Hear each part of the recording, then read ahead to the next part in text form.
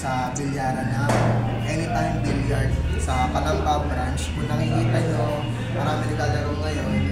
And ngayon, ang content ngayon is kung paano tayo sumarga ng 9 balls.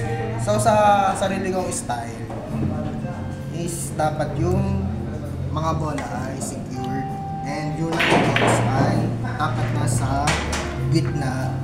Ang sa ganun ay hindi siya madaya ng mga malalakas na sumargo. So secure po natin muna yung bola.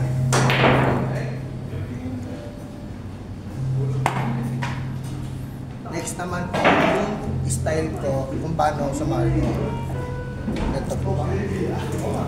So siguro po sa lahat, saan po tayo komportable kasi magalang naman po tayo. Kung saan po tayo komportable na sumargo. So ako komportable po sa gitna kasi mas straight po siya. Tapos yung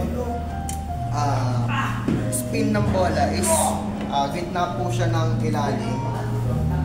Ganito po siya.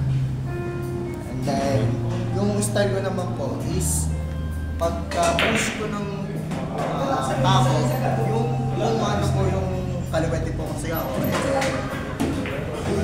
Para mas malakas po yung sargo natin, pagka-push po natin ng kamay, kaliwa, itataas po natin yung left foot natin. And then, ganito po yung foot placement ko kung paano po ako sumargo kasi kaliwete po ako. And then, ganito po siya kapag sasargo na po ako na malakas o yung sakto lang.